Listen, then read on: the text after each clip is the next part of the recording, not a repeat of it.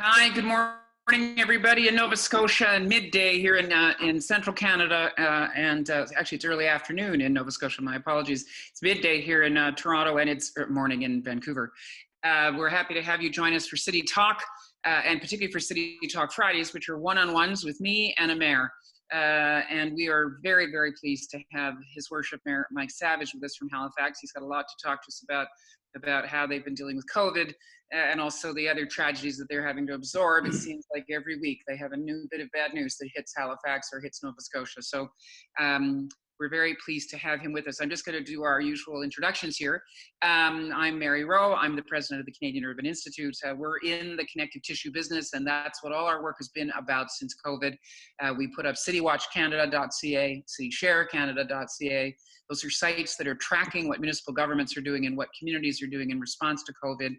Tons of smart, responsive stuff, and that's part of what the mayor and I are going to talk about how local governments are on the front lines in every way. And the communities that they serve are doing smart, resourceful things to try to pull us out of as best as we can from the challenges that are ahead of us here.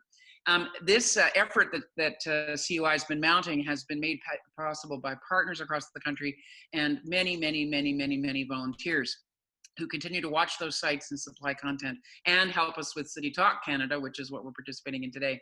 If you've got any bandwidth, if you've got time, if you've got half an hour, if you've got an hour a day to help us track and watch and try to make sense of what's going on in urban Canada, please volunteer with us and send us an email at covidresponse@canurb.org. Have we got a little task for you? So we'd be delighted to have you be part of this. City Talk is about having candid conversations off the record, and we generally say to our folks who are on these calls that they're participating as individuals so that they don't feel obliged to, that they're not feeling under pressure that they're embarrassing the institution they might work for or the clients they have. But in the case of a mayor, he's got a lot of people that he's accountable to. So I guess the mayor is the mayor, and he doesn't get the same disclaimer that everybody else does. We are very cognizant that when we have these City Talk calls, sessions, that this is not a replacement or in any way a distraction from the thousands of Canadians who continue to be working on the front lines, saving lives, keeping people safe, and who are engaged in emergency response. So we always want to acknowledge that and be cognizant of that as we have these conversations. Also here in Toronto, where I happen to live, this is the traditional territory of the Mississaugas of the Credit, the Anishinaabe and the Chippewa, and the Haudenosaunee, and the Wendat peoples. And it's now home to many, many diverse First Nations, Inuit, and Métis peoples from across Turtle Island. And we're aware that Toronto is covered by Treaty 13, signed with the Mississaugas of the Credit, and with the Williams Treaties, which were signed with multiple Anishinaabe nations. And we continue to always be aware of our ancestry and our history and the lands upon which we walk. Maybe not as much, we don't walk as much, but hopefully we're going to be walking soon on them. These conversations are about practical things, what's working, what's not, and what's next. We appreciate people being frank about that. And it's also really about what we're seeing. These conversations are not restricted to just this online conversation that the mayor and I will have. We also have a very active chat box. So if you're familiar with Zoom, you know about chats. And those chat functions are really important. We get hundreds and hundreds of folks who participate on these chats, and we encourage you to use that. And when you post a comment, please direct it. You'll see there's a little toggle switch at the bottom. You can direct it to all panelists and everyone, attendees, and do that so that everybody gets to see it. Because the best thing about that is that you can all talk to each other and have a big, robust conversation there. And I'll keep an eye on the chat, and perhaps the mayor will too, but he doesn't have to, because I'll feed in periodically when I see things, Mayor Savage, that you might want to respond to.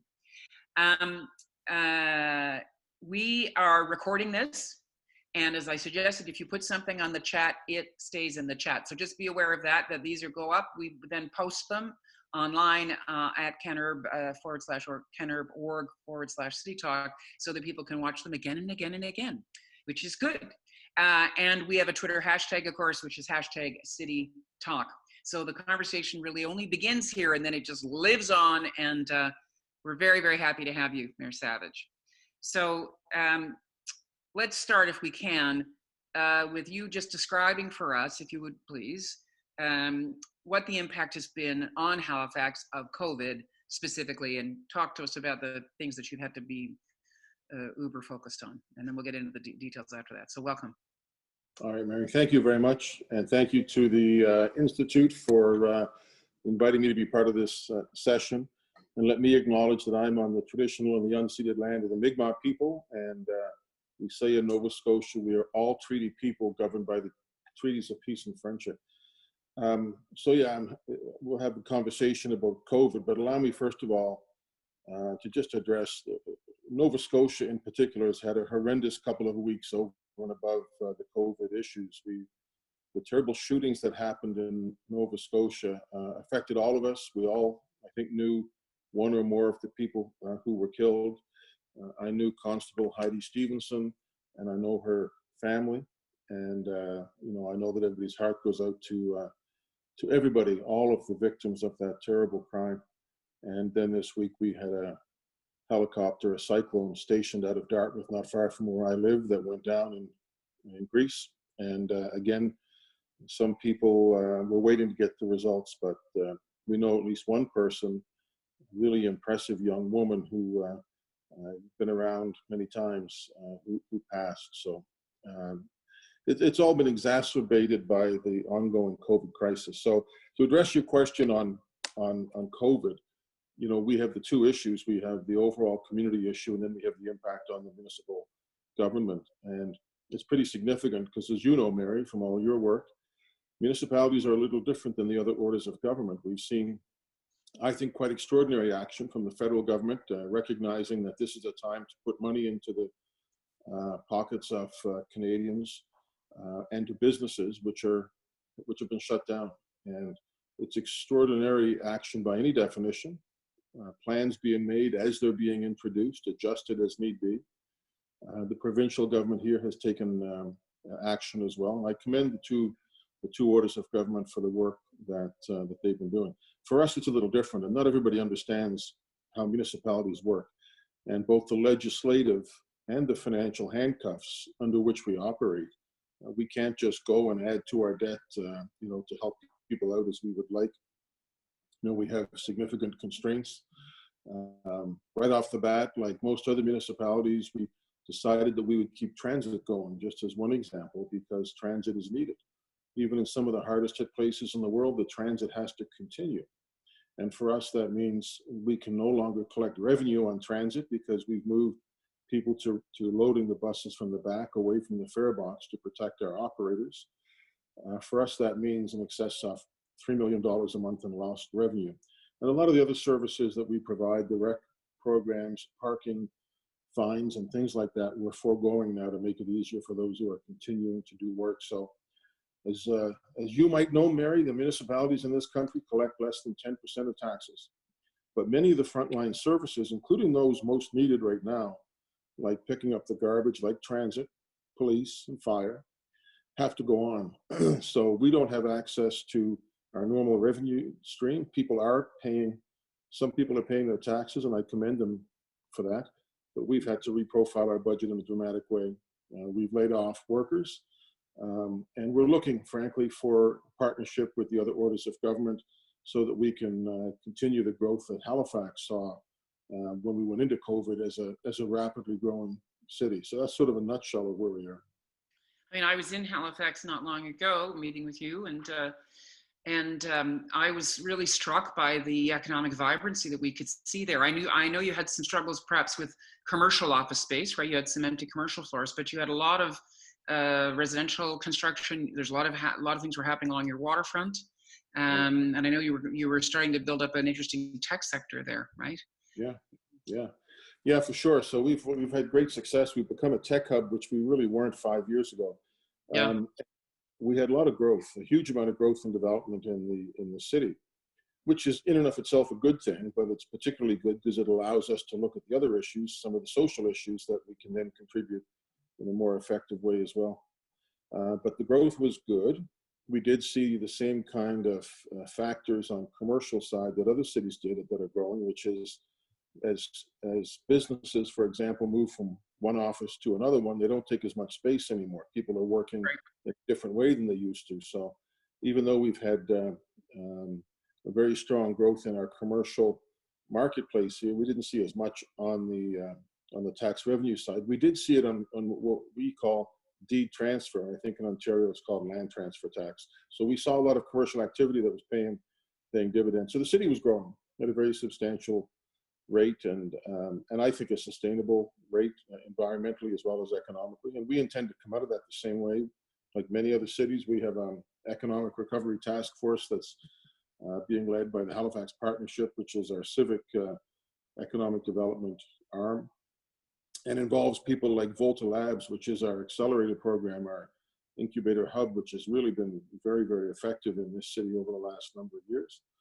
And of course, the trick is how do you, when we come out of this sort of frozen economy, how do we come out in gangbusters in a sustainable way? That's certainly what, you know, we're turning our attention to, as is everybody else. So can we talk, I mean, I obviously want to get to this big picture because we had a whole session yesterday with Enid Slack and some CFOs from Edmonton and Burnaby, and we had the head of the transit system in London talking just about all the sort of financial constraints you're talking about. I want to get to that. But before we do, I want to keep giving people a picture of exactly what you've been dealing with. So you had to keep transit going. You elected to do that, and you started rear door entry. So obviously your user fees are way down, but you made that decision to do that. What's been going on with the long-term care facilities in your town, your city? Well, I think what's happening in a lot of cities, we have had where COVID has happened. A lot of it has happened in the long-term care facilities, and it's heartbreaking.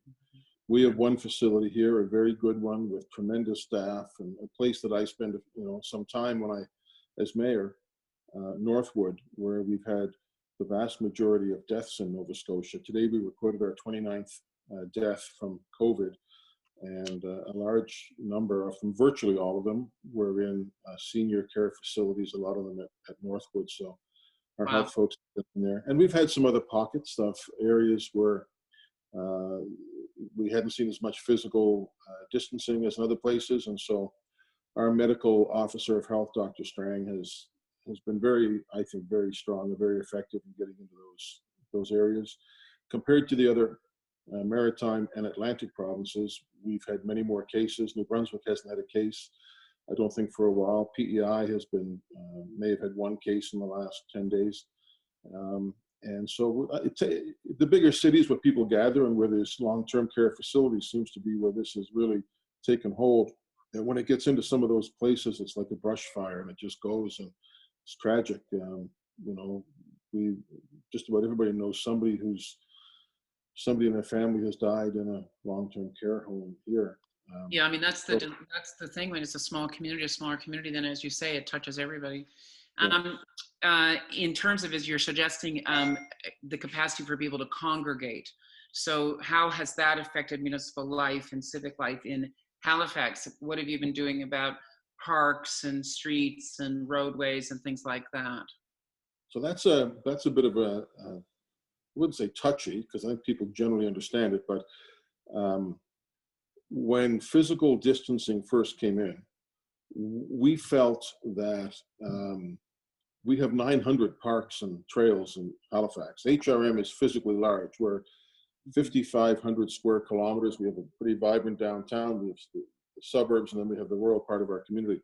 Yeah, I think, you know, that what struck me when I was there, and Sheila took me around, your sister took me around to show me the region, and I was really struck by that. You've got a lot of diversity of land use within the regional municipality, right? So you've got, you suggest you've got a downtown, dense downtown, then you've got suburbs, and then you've got vast, I mean, we were in the car and we were still in Halifax, and it was quite rural, right? So how that is, so tell me about that in terms of how that's affected how you've been able to cope. Sure. Well, so I would say that we have the best downtown in Canada, but we also are a municipality that has agricultural land. We're that big. Yeah. And so that's a challenge. We have 900 parks and trails, proud of them. And we have invested in maintaining parks and trails. We've also, in the last couple of years, bought land so that it couldn't be developed, so we could turn it into urban wilderness within the core of the city as well. And so when physical distancing came in, it was certainly my view that we had areas that you could go to and still maintain physical distance. And provincial medical officer of health was supportive off that. But then what happened was, and I actually went out and did a video in one of these places and encouraged everybody to get out to the parks and trails.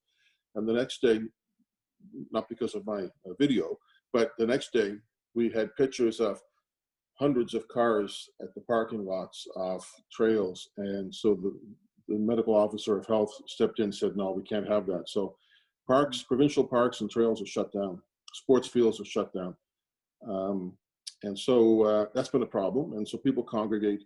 They were told to exercise on our streets. So my wife and I go walking every day, and I can see everybody in my neighborhood now. I can see who needs their houses to be fixed. I said on the radio a couple of weeks ago that I know everybody whose porch needs to be painted, and I got an email from somebody saying, "Are you talking about me?"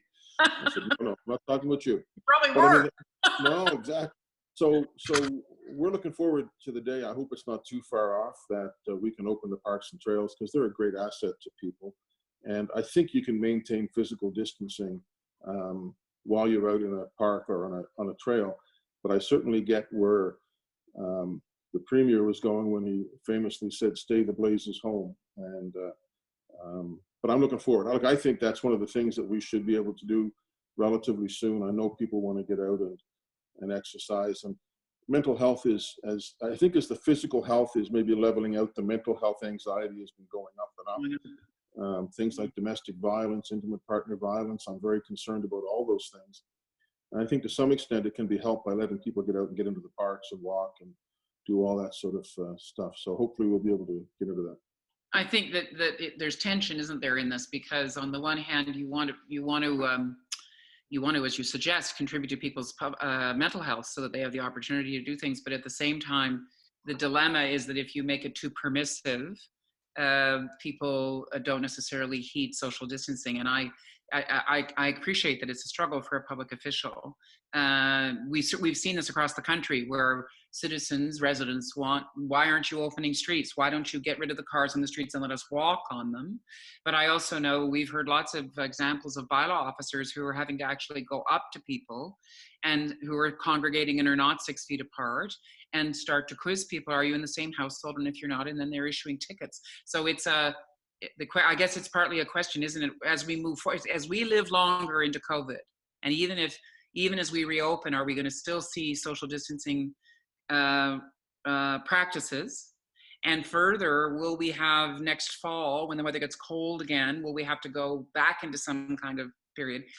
Do you think that, how much can you trust people? I guess that's the question. Because I think people start to feel infantilized that you're setting rules, not just you, but officials are setting rules. Why can't we be responsible ourselves to social distance and still go into a park, right? So I think that when we come out of this, in whatever form that is, there will be still some legislative physical distancing for a while. But I think more than that, we will see a change in how people interact. I remember as a kid, people coming into our classroom who had survived the Depression and telling us kids how the Depression changed how they looked at everything, from how they looked at money to how they looked at people to how they looked at government. Yeah. And I think that some of that will happen with this. This is really the biggest single challenge of our lifetime, of my lifetime, with the possible exception of climate change. This has been the biggest dramatic event that has had the opportunity to shape our behaviors. I hope that we still get along with each other. I hope we don't ever take for granted again, the opportunity to be together. Easter dinner for us, we have a daughter who lives in Halifax. We're on the Dartmouth side. And, Easter meant, we boxed up a turkey dinner and put it on her doorstep, and she came and picked it up and we waved. And, I miss my kids. And I have a child who's away at school in Newfoundland. So I hope we don't ever take for granted again the great pleasure it is to actually spend time with people you care about. But I do think that you'll see less handshaking. You'll see a lot of those things, certainly for a while. People will be much more careful because we don't know if this will come back. And frankly, we don't know if it's not this, is there something else? Yeah, I know what you mean, though. It's going to be, some of us are relieved that it'll be the end of that sort of compulsory hug, that there won't be that navigation about, is this a person I hug or not? But there is an element of whether we can reestablish conviviality, and can we do it at a distance? So I appreciate that you're trying to navigate that. If do you think this should affect how we design? Like, should the urban planning and design professions, I'm noticing in the chat function, we've got some designers on the call here. Should designers be challenged now to figure out how they can create civic space, public space that is distanced and safe? I think that may be the case. I think that the creator has already done that in some ways. I think that, there's a lot of open space where we live that once we're allowed to get back into it, that we'll have that. I think a lot will change from this. One thing I think of, Mary, is, for example, on the buses. There are places where the buses have barriers between the drivers and the passengers. And that's generally been for the physical safety of drivers in places where people might get aggressive. Mm-hmm. What we've seen here is, if we had the right kind of construction, could you have something around the driver that might prevent the transmission of something like COVID? And will that become part of the design of buses? I think that that's going to happen again. When you look at the revenue that's being lost in the bus system in Canada, it's hundreds of millions of dollars, billions of dollars. So I think our folks in transit are already looking at things like that. I can tell you as well that one of the best forms of transit in the Halifax area, which you've probably taken, is the ferry system. And the ferry traffic is down 92%. Yeah. So, there's a lot of things that are changing about how we're designing, about how we're doing the city. In terms of the design of cities, we will learn things about this for a long time. And there will be changes that come in design of our cities from this. As I say, I hope that we come out of this as more generous as a population, not questioning, not looking to so much snitch on our neighbors, as really wanting to all be in this together in a true way and not a negative way. Yeah. What about bikes? I mean, I appreciate you mentioning ferries, because lots of folks who are in inland communities don't know about ferries. But if you live in a coastal community or a community that has a big water, as you guys do, and the fact that you've been able to navigate, I'm old enough to remember when Dartmouth, because I remember your father, who was mayor of Dartmouth. Dartmouth was a separate municipality, and then you went through amalgamation. So you've managed to stitch together quite a diverse set of communities into the regional municipality, and ferries has been an important part of it. I hear you. So is there a way to pandemic-proof ferries? Well, some of the ferry traffic is outside, and now that we're getting into a part of the year when people will be outside more than jammed inside, the ferries are iconic in our community. I wouldn't want to change that much about them. I would say this, that if you took a map of Halifax, Dartmouth, Bedford, Sackville, and you showed it to a traffic designer, I think what they would say is you should use the water more, that the water should be less of a divider and more of a method of bringing people together. That's what the ferries are about. And we're looking at extending ferries in the community, because with traffic coming in from the Bedford area and beyond. And so the ferry system is integral to Halifax. And you mentioned bikes. We're not a city that has as strong a bike network as I'd like us to have, but we're working very hard on that and putting a lot of money into making sure that we do have all of our active transportation routes. We got a pretty walkable downtown core of our city, outside of the hills. I was going to say, I can feel my thighs are already anticipating biking in Halifax. I remember the hills. Well, we're looking for federal infrastructure support to level out the downtown of Halifax, but that's going to take some time. I think, but our bike network, we're putting some, bike escalators. But anyway, we're working on the bike network. We have a pretty strong active transportation plan for Halifax, working with the Cycling Coalition and others. I will tell you that every time we put in a new bike lane, we get complaints from people who don't think that cyclists spend money or obey any of the traffic rules or anything else. But any city that's doing well these days is a city that's encouraging people to take alternate routes of transportation, and that's what we want to do as well. I mean, do you think, here's back to the dilemma of transit, and then I know we'll talk about money, and lots of chatters want to ask you about money stuff. But do you think that we have a window here, that it's a sort of perverse window? people will be reluctant to take back to transit. And we know that cities won't work if transit isn't supported. So that's a serious issue. But could we take some folks that are apprehensive about transit? Could we put them will people be persuaded to get onto bikes or scooters or whatever other two-wheeler thing they've got? And could that be an option so that you've got choices? And could there be some flexible infrastructure on your part that if you had to go back into this kind of lockdown place, that, suddenly certain lanes were made for bikes, were opened up only for bikes? Is that something you guys are thinking about at all? Some flexible approach? Sure, absolutely. We bought in what we call our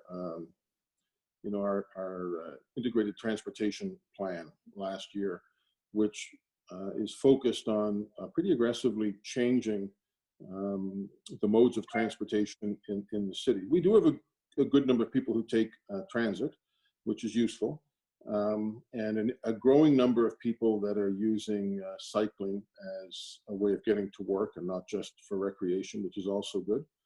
And I think any city that really wants to be progressive today has to say we need more people on bikes. And what we keep hearing is that only X percentage of people are on bikes, and that's not what it's about. It's about who will be on a bike if they have the opportunity. So a big piece of our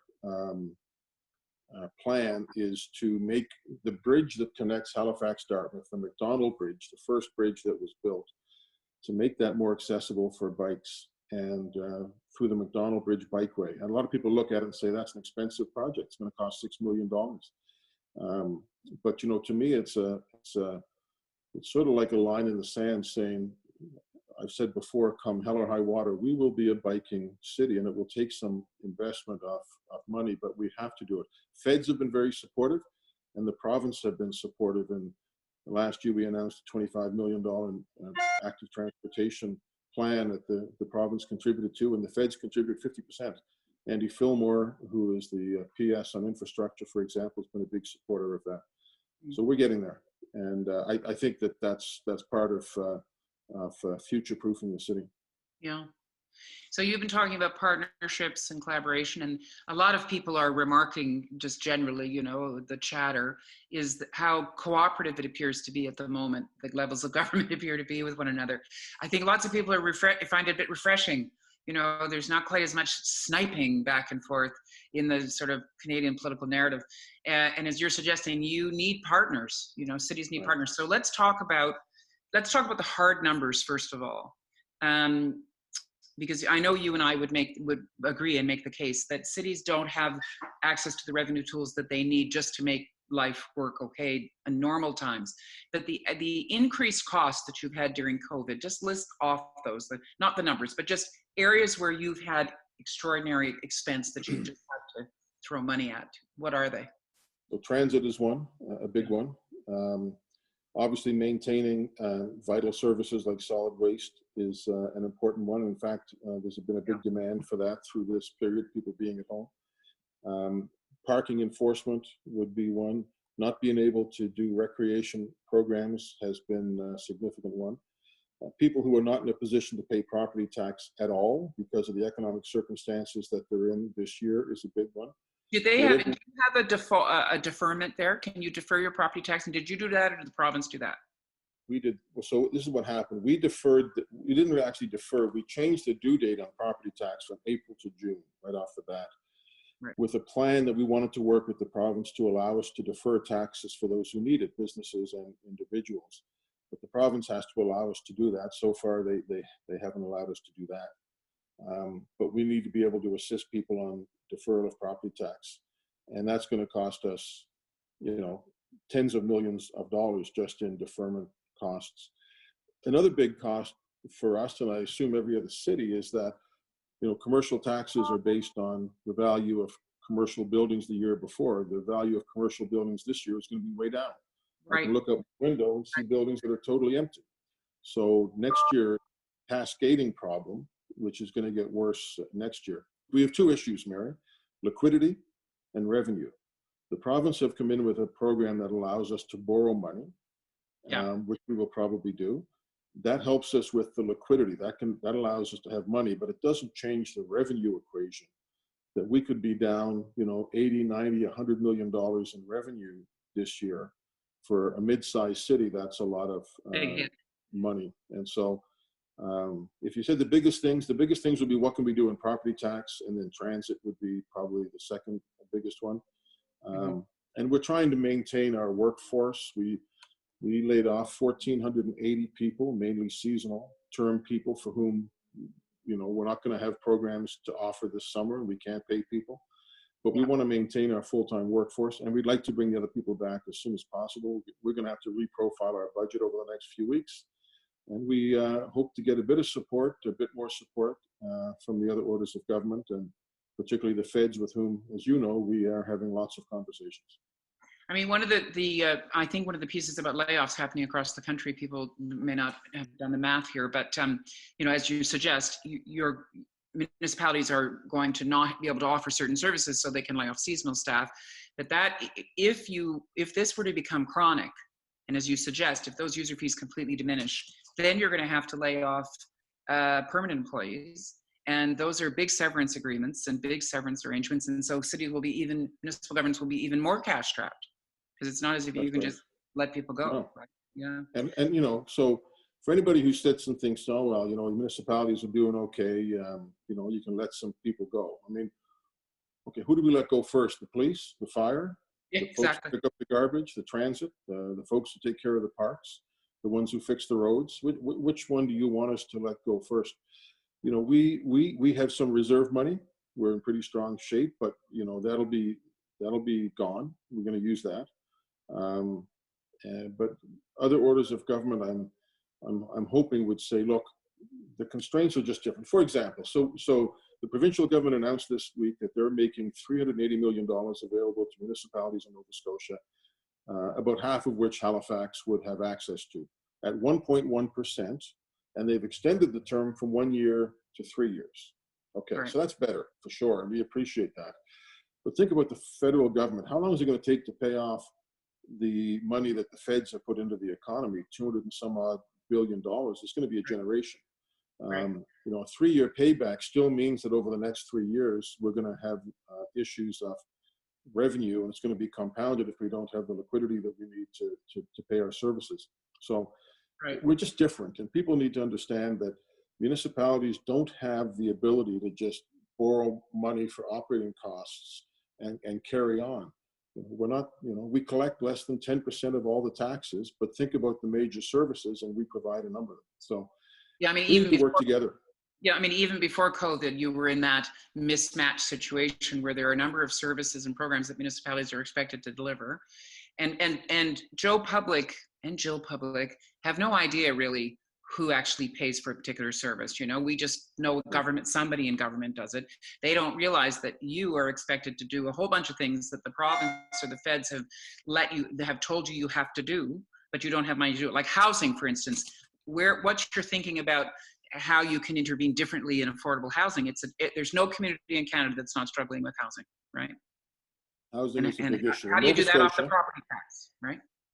Well, so Nova Scotia, that we don't have a mandate for housing, but any mayor or councillor who thinks that they can manage a city without dealing with housing is just crazy. And right. I remember when I was first elected mayor, which is now almost 8 years ago, I guess, and a number of us talked about housing, and councillors sort of put their hand up and said, that's not our file.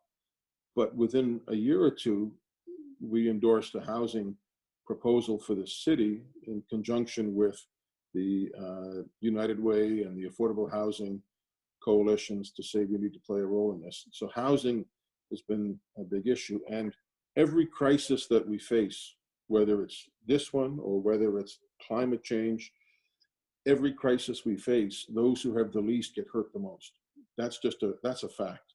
So right off the bat, we work with the province to offer up our buildings for homeless shelters or for shelters of different kinds for people that need it. Yeah. And I think that this crisis is going to bring more attention to the fact that we really need to do more on the issues of housing, food security, domestic violence. All of these things get worsened in time of crisis. Mm-hmm. And the only answer, there's one answer, and that is that everybody has to come to the table. And if we can forget about whose jurisdiction it is, right, and actually look at a solution and then figure out who contributes, I think we'd be a lot better off. So it's really, how do we arrive at place-based policy? How do we get things led at the local? Because really, your folks are the ones that are left holding the bag in literally and metaphorically, right? Yeah. Okay, so let's think a little bit about what the choices, what the options are. So you're part of the Big City Mayors Caucus. The FCM put forward a proposal last week. Do you want to just sort of lay out the sort of principles of that, about what is motivating you to advocate for those kinds of solutions? Talk to us about that. Sure. So a lot of thought has gone into, how do we work with the federal government? And let's be very clear that this federal government has been extraordinarily supportive of municipalities. So one could even argue they got elected in 2015, and their biggest proposal was to go into debt to fund infrastructure, much of it municipal, and they followed through on that. So right. That's been very positive. The ask that we have made of the feds is $10 billion for municipalities. That's not a small amount of money, but a couple of years ago, the feds doubled what they call the gas tax, and that's an incorrect name for this fund. It's no longer based on gasoline taxes, but it is a direct allocation to cities, and it's about $2.5 billion. So they doubled it for 1 year. It made a big difference. In the case of Halifax, it made a difference of about $27 million a year. On our budget, that's a lot of money. So what we proposed is two things to the feds to help out municipalities. Number one, a lump sum gas tax direct to municipalities, allocation of money that does not have strings attached, but allows us to deal with the pressures of COVID. And that's about $7.6 billion. The other part of the ask is specifically on transit, since we have to maintain transit, do a ridership-based allocation on transit. The direct gas tax allocation piece is important because all municipalities benefit from that. The largest ones, the Torontos and the Vancouvers, the Montreals, all benefit from that. So do the small communities, the Cape Breton Regional Municipality in Nova Scotia, or Hants County, East Hants. So that's an important one. And then the transit piece specifically recognizes that transit has to keep going. It's costing every municipality that has a transit system a fair bit of money. And there should be some recognition of the cost, the lost revenue, but also cleaning the buses, making sure that we have the right buses on the road, making sure we're protecting our workers, sanitation, everybody who's involved in helping out. So those are the two pieces of what we've asked, and we're hoping that we'll get a response. Let's talk about the transit one for a sec. I don't know if it's broadly believed how critical transit is to making cities work. That's one of the dilemmas I think we've got, and I'm wondering if there's going to be even more backlash against it now, because people are going to say, well, actually what we want is for people to travel less. We don't want to have everybody going into a core area anymore. And is that, if we lose, I said at the outset, COI's in the connective tissue business, and boy, oh boy, is transit ever the illustration of connective tissue.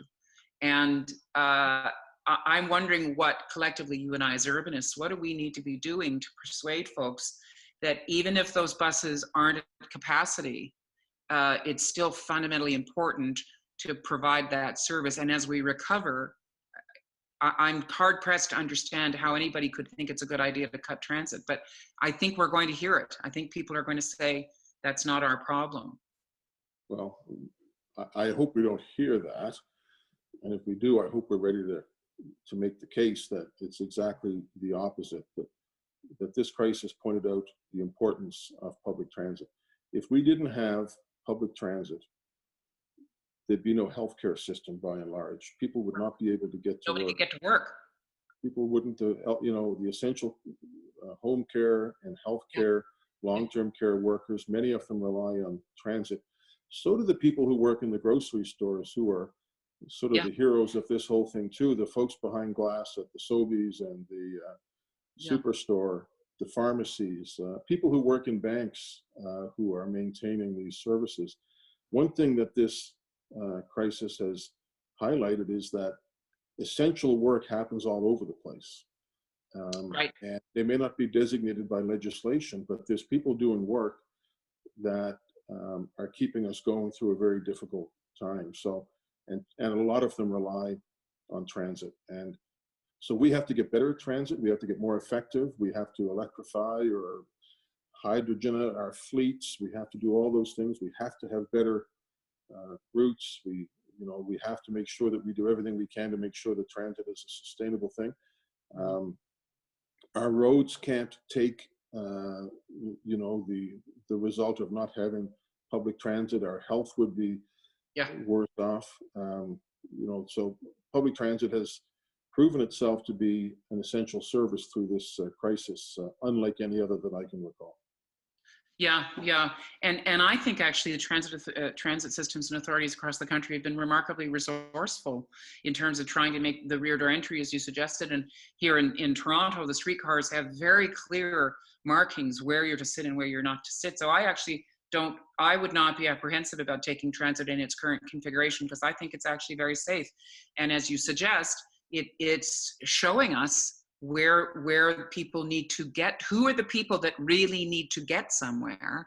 Right. And we've had some criticism on this program and others on other kinds of platforms that COI is running, that the preoccupation with bikes tends to be a sort of upper middle class white person's pet thing. And how do we actually identify that there are lots and lots of folks, not just from diverse communities, for whom a bicycle is not going to work? You got 3 kids, you got to get them somewhere. Then you're not all, rarely are you all on a bike together, right? Right. Okay, so I think. Can I just say this though, Marion? I saw something go by on the chat screen that not everybody can work from home. And I think that's really an important part of this as well, that right. Many of the people who are able to work from home are not necessarily the people who would have used transit. So is transit use down? Of course it is. But if you look at the essential work that's being done by those who are using transit, and if you shut that down, then we'd be in real trouble, as both from a health point of view and an economic point of view. Yeah, I mean, I lived in New York for 6 years after I was in New Orleans, and I really became to be such a believer in transit also as one of the only ways that people actually saw people from other neighborhoods, that it was essential to social cohesion and mixing. That if you didn't take transit, if all you took was a car service from your house to your office or your apartment to your office, you never saw anybody that didn't look like you. You never saw anybody outside of your own socioeconomic bracket. And I will be, like you, stubbornly determined that we keep transit routes and transit function and transit capacity, that we invest in it. So that speaks to this point, which is, let's talk about how the money's going to flow. We've got a window here where we could actually argue that it's time to build up your cities. After World War II, governments made huge investments in the GI Bill and in various investments in various systems. So could we be arguing, and is this in essence what the FCM is saying, is this isn't a bailout, this is actually an investment in creating viable infrastructure, yeah? For sure, absolutely.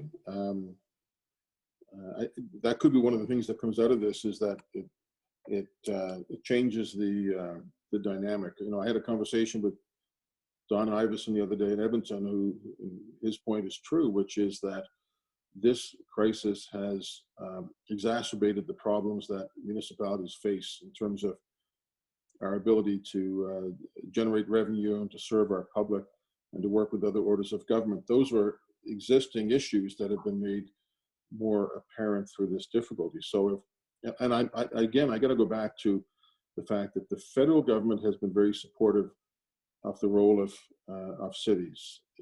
Even the Prime Minister doesn't talk about the levels of government. He talks about the orders of government. He talks about municipalities, and that's appreciated. Not because we're thin-skinned, but just because we know the issues, and we know what role we think that we can play in the rebuild. The rebuild of, or the coming back to life of the country and the city is largely going to have to be, it's done in cities. It's going to be done, on the patios, and it's going to be done in the doorsteps of people who live in cities. And it can't rely only on the federal or the provincial governments, doing things the way they've always done them. I think it's going to be imperative that we look at new ways of allowing cities to have the independence and the flexibility to help with the economic vibrancy of our overall communities. No, and I mean, the majority of Canadians live in cities, and also, you know, well over half the GDP is created in the 5 regional centers, so metropolitan centers. So I think we've got that argument going in a more compelling way. Let's talk about mechanisms to actually get the money in the hand, get the money to where it needs to be. And I just want to encourage chatters, including my colleague Jane Engel, who I see is sending messages only to panelists. Jane, turn your toggle switch so that everybody sees it, all panelists and everyone, so everyone can see it.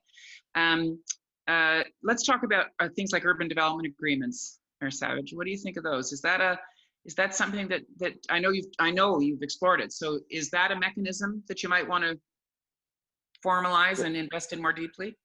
Well, talk to me about that, urban development agreements. If I've talked about it, it must have been in my sleep. What's the other word that I would know it by? Well, no, an urban development agreement. I mean, there have been examples. They almost got one in Vancouver. It would basically be, as you suggest, a formalized collaboration with you and the province of Nova Scotia and the federal government, and it would have deliverables and resources and investment tied to certain kinds of achievements. Because I think one of the dilemmas that some folks may have with the idea of just upping the gas tax and putting more money is that it doesn't have the accountability or the specificity. And that's the dilemma for these orders of government. They seem less keen on writing blank checks, right? So is there another way to do it? Yeah, I think one of the problems with getting government to do anything is that no order of government wants to do something that they think another order of government might take responsibility for. We're seeing that now. Yeah. You know, the feds don't want to help if it's the province's responsibility. The province doesn't want to help if the feds might step in. No, it's this. So, yeah, right? it's exactly what it is. It's their problem. It's not our problem. We have in Halifax a city charter that was negotiated about 10 years ago. Yeah. And the problem is it's as enslaving as it is enabling. And we're not even allowed to do some things that every other municipality can do on density bonusing, for example. We still have to go. So in terms of our arrangements with municipalities, what I say is, with the provinces in particular, is we have to get elected too. There seems to be this sense that the municipalities, look, you guys don't really know what you're doing. Why would we give you those powers if you've never had them before? Well, we have to get reelected too. We're responsible for our actions. And there should be more, if you're going to have a deal, basically, if you want to have a deal with us in Nova Scotia, and we have a provincial government that I think is as good as any, but if you want us to help drive the economy, which clearly we're doing, clearly Halifax has to lead in Nova Scotia. We're almost 50% of the population, almost 60% of the GDP, then allow us to lead. Don't tell us just the things that we can do, because so much will be left out. I'd rather you tell us the things we can't do, and then let us do everything else. Like, let us do those other things. You know, we passed a motion that I brought to council a number of years ago to allow permanent residents to vote in municipal elections. It hasn't been enacted by the provincial government. Yet immigration is one of the biggest focuses of the provincial government, and we hear from new Canadians who are permanent residents that being allowed to vote would be something that they would appreciate. They own businesses, their kids go to school, they coach soccer, they're hiring people. So I think that any new arrangement with the 3 orders of government should be based on the fact of what we, you know, the things that we can actually do, and not look to restrict each other, but to enable each other, because at the end of the day, it's the benefit of everybody. So instead of there being permissions, there'd be exclusions. So in other words, we can't do. Tell us what we can't do. You would be able to make your own army. Well, every time we want to do something, if it's a speed limit or something else, we have to go to the provincial government, and it's a waste of their time as much as it is a waste of ours. Why should something like that need to go to a legislative committee or cabinet or so? You know, just allow us to govern those affairs that we have, and then the big thing for me is, let's just work together and argue less about jurisdiction and more about what we can actually do, whether it's housing, whether it's, you know, food security, any of these issues on which the future of our society will rest. All of these things we need to do together, not apart. Maybe that's the lesson. You mentioned cooperation. I spent a number of years in the House of Commons. Yes. And when I look now and I see how they've been meeting and, generally supportive of each other, I think that's a great thing. It's not going to last forever, but it is a model that shows that things can happen. And if there is a component that's working through COVID, it's that this whole stronger together piece. You're seeing places where it's played out. So let's have a little bit of trust in each other and be less cynical. Yeah. Yeah. I mean, you're very impassioned about that. And I appreciate the kind of emotion piece that you're bringing to it, because we really are collectively so much better. And the acrimony, the drama, the theater wears people down, doesn't it? Yeah. All right, so let's, as we sort of round the corner here to the end of this time together, can you think about sort of three things that you would like to see emerge from the COVID time? And I'm wondering about, for instance, your local business community, for instance, thoughts on a particular kind of benchmark in your own mind you've got about, if I could see this, then I know that we'll come through it. I mean, I hear about the trust and less cynicism and that stuff, but anything specifically on the business recovery piece? You got me. Yeah, I mean, I'm sort of struggling with it myself. So for instance, do we want to see main streets? We don't want to see plywood up on storefronts, right? No, one thing I think is I worry that governments, in some cases, like to see problems that they can get credit for solving. And Yep. So I hope that doesn't happen with provincial governments saying, you guys, don't worry about that. We'll take care of that. You just, cut the grass and pave the roads. Right. And when it comes to things like main streets, I see our business improvement districts as hugely important in the recovery piece. And I think that whatever we can do as cities, eliminating fees for decks, patios and things like that, Yeah. Working with the provincial government to loosen up some of the restrictions that exist for retailers and particularly restaurants and bar owners as they come out of this. And some of which will cost money, some of which will only mean a little bit of jurisdictional change. I think that we all have a role to play. And cities, by the way, have to, I've said this since I got elected mayor, that we can't just always come looking for money. We have to come with some solutions. And I think as FCM has done a good job of that, and the big city mayors caucus, who are meeting as we speak and who I'll jump on with whenever we're done, have been very conscious of the fact that we just can't always come looking for money and complaining that we don't get enough. We have to be partners. And, I tell people all the time, it's amazing what you can get done if you don't care who gets the credit. Politicians always want credit. I get that. But this is not this is really, there's enough to go around right now. There are enough problems that we can solve. I mean, a crisis does give us an opportunity to solve problems and to experiment in terms of what the role of government is. I believe in government. I don't like people who say government is bad, all taxes are bad. That's not the way it is. What we're seeing in this crisis is that government can be a force for good. And yeah, it'll take a generation to pay this off. Yeah. But government, I think, has stepped up and said, we're going to fill a void here, which is that people don't have money and businesses aren't open or are dramatically closed, and we're going to be here for that. Yeah. And I think if we work together, the three orders of government, and all look at the solutions and identify them together, I think that there's a potential that we could have a new dynamic coming out of it. Yeah. Well, on that note, I feel like we should just wrap it up and close. But you are a innately optimistic person, and the fact that and we know this because you have entered politics a number of times. Only an optimist would do that, Mayor Savage. And you've served at the House of Commons, and now you've been serving for 8 years for Halifax. And as you say, you've been equipping that municipality to deal with all sorts of shocks and being buffeted by a bunch of circumstances. So the fact that you are still in that seat and you're still optimistic about all of this, and as you suggest, we've got an opportunity to take the spirit of collaboration and see if we can propel ourselves forward. to a better place. And we appreciate the efforts of big city mayors and your leadership with them and with Mayor Iveson. We had his CFO on yesterday, and we really are, we're the ones who believe that cities are on the front lines of this and who need to be resourced appropriately. So thank you, Mayor Savage, for joining us. And thank you for all the work that you do there and that you do serving the country as well through Big City Mayors.